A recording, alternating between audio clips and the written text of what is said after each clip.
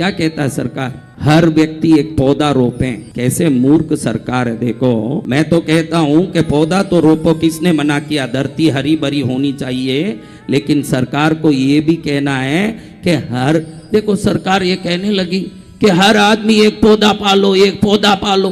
अरे पौधा तो पालेंगे, रोज 100 पौधे लगाना, लेकिन ये भी सरकार को साथ कहना है हर व्यक्ति अपने दादा दादी को वृद्धाश्रम में मत डालो, अपने घर में पालो। पौधा तो पालोगे ही पालोगे। पड़े हैं बाहर आपके वृद्धाश्रम में, घर घर के लोग आज बूढ़े बूढ़ी कहीं तड़प रहे हैं न, उनके बेटे बेटी पोते पोती किसी ऑफिस में बेंगलुरु चेन्नई में बड़े कंपनी में काम करके मजा ले रहे हैं और उनके बूढ़े गांव में पड़ के तड़प रहे हैं। ध्यान रखना, जब घर में बच्चे होते हैं और आप किसी नौकरी में लगे होते हैं, जैसे ही आप घर में पहुंचते हो तो गरम गरम जो काफी आपको मिलती है ना, अगर ये बूढ़े लोग नहीं होंगे ना, आप अकेले होंगे, थक के वापस आके जो खुद ही रसोई बनाते हो, इसका कारण यही है कि आपने अपने बुजुर्गों को घर से धक्का मार के बाहर निकाला है। वो बुजुर्ग भले ही हैं लेकिन असक्त नहीं हैं। कितने घरों में जिन्होंने बुजुर्गों को प्रेम से घर में रखा है, वो ऑफिस से वापस आते ही बहू को सास कहती है बेटा बहुत थक के आई होगी, गरम काफी पी ले। वो प्यार उस सासू से मिलता है बहू को जिस बहू ने सासू को प्रेम दिया है। जब पेट दुखता है, जब भी गले में खराश आ जाती है, जब कान का दर्द होता है, अगर ये बूढ़े होंगे तो किसी डॉक्टर के पास जाने की जरूरत नहीं, तेज पत्ती लवंग इलायची ही औषधि बन जाती है इन दादा दादियों के प्रेम में। बहुत छोटी चीजें इनके हाथ पड़ के औषधि बन जाती है और उसी समय इनके हाथ लगे हुए वो छोटे छोटे नुस्खे हमारे लिए बहुत काम करते हैं। आज कई दादा दादी ऐसे हैं जिनके पोते पोती बेंगलुरु के कॉन्वेंट में पढ़ रहे हैं महाराज, चेन्नई के कॉन्वेंट में पढ़ रहे हैं, देहरादून के कॉन्वेंट में पढ़ रहे हैं। उनके माँ बाप यानी बेटे बेटी इन दादा दादी के, एक ऑफिस में ऊटी में काम करता है, एक बहू ऑफिस में कोयम्बतूर में काम करती है। चिंता करती है कि बच्चा अकेला कॉन्वेंट में पढ़ेगा, कैसा होगा। राजू भाई सोनी को भी याद होगा महाराज, इनका बेटा बेंगलुरु में पढ़ रहा था, सेठ साहब कृष्णगिरी में नोट गिन रहे थे, इनकी पत्नी तो मजा लेके घर में बैठी थी। वो दादी थी जो पोते को संभालने कॉन्वेंट के हॉस्टल में जाके बेंगलुरु में बैठी थी। वो दादी है जो पोतों को संभालती है।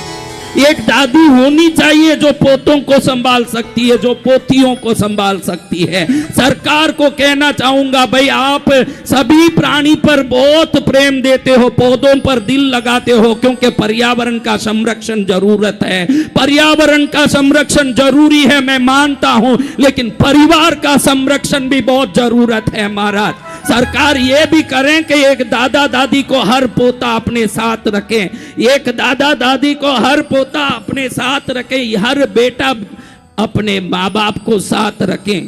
कितने लोग अपने माँ बाप के साथ रहते हैं? ओम देखो, अभी न्याय से हाथ उठाना, कृष्णगिरी में आए हो, बिल्कुल न्याय करना। कितने लोगों के माँ बाप कहीं अलग रहते हैं और आप अलग से कहीं मौज ले रहे हो, वो सब हाथ ऊंचाओ। न्याय से हाथ ऊंचाना, जो नहीं ऊंचाएगा वो भगवान के, गुरु के, बाप के, माँ के, सबके दुश्मन। कोशिश करना, अगर व्यवस्था है तो आपके माँ बाप दादा दादी जो भी हैं आपके साथ रहें। ये बोल के खुश मत होना कि मैंने 5 आम के पेड़ बोए हैं, ये बोल के खुश मत होना कि मैंने 5 पीपल के वट वृक्ष के पौधे लगाए हैं जो भविष्य में बहुत बड़े होंगे। बाद में जो बड़े होंगे वो पौधे को बाद में चिंता करना, आपको बड़े किए वो परिवार के बुजुर्गों की पहले चिंता करना। उनसे लाखों काम हुए महाराज। जब भी कमर पकड़ लिया था, डॉक्टर से दवाई लेके भी ठीक नहीं हुआ, थोड़ा सा सरसों के तेल दादी ने गरम किया और यहाँ से क्या मैजिक किया पता नहीं, थोड़ा सा ऐसे हाथ फेरा और उसी समय कमर दर्द गायब। ये उन बुजुर्गों की हाथ की खेल है महाराज। आज कोई भी युवा वर्ग में थोड़ा सा संस्कार अगर तिनका भर बचा है, वो दादियों के बताए हुए राम और कृष्ण की कहानियों से ही है। आज के माँ बापों को तो कहानी सुनने की भी, सुनाने की भी फुर्सत नहीं है महाराज।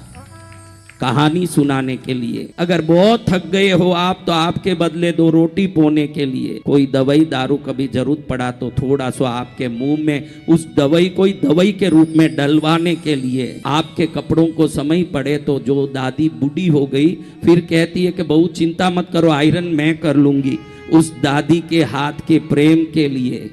इन जितनी बातों को आप सोचते हो उतनी बात को वो बहुत सरलता से कर सकते हैं। जिनको आप बूढ़े बूढ़ी मानते हो, आप उनको बूढ़े बूढ़ी मानते हो, मात्र बूढ़े बूढ़ी नहीं है, आप जो जिस शरीर को लेके घूम रहे हो उस शरीर रूपी वृक्ष के बीज रूपी जीवन है वो सब। जय गुरुदेव। इसलिए आज मैं कहना चाहता हूं कि कोई आपत्ति सूचक घंटा बजाने की जरूरत ही नहीं है, खुद ही आपत्ति है सब जगह। एक बात बीच में याद आई इसलिए आज मैं ये बात कह दिया कि अपने माँ बापों को, अपने दादा दादी को थोड़ा ये ध्यान रख के, मैं मानता हूं कि जब वो बुजुर्ग हो जाते हैं तो उनकी यादाश्त कमजोर पड़ जाती है, उनकी वाणी लड़खड़ा जाती है, वो बोल नहीं पाते हैं, तो आपको लगता है कि अनर्गल बोलते हैं, बात करने में भी समझ नहीं है, बूढ़ा लड़खड़ाता है। लेकिन ध्यान रखना, आपकी वाणी जब लड़खड़ाती थी बचपन में तब बोलना सिखाया ही इन्होंने ही है। जिस बात को आप बोलते हो उस बात को बोलना सिखाया ही इन्होंने ही है। आज उनकी लड़खड़ाती वाणी आपको बड़ा शर्म देता है कि शर्म आता है मेहमानों के सामने मेरा बाप नंगा बाहर आ जाता है। अरे तू नंगा जन्मा था तो तुझे लंगोट पहनाने वाला था वो बाप जिसको आज तू नंगा बोलता है। आज बूढ़ा होने के कारण वो बच्चा हो गया है, लेकिन तू बच्चा होके एक दिन बूढ़ा होने वाला है, ये ध्यान रखेगा तो अपने माँ बापों के प्रति तू तेरे आत्मा में आदर सत्कार आएगा।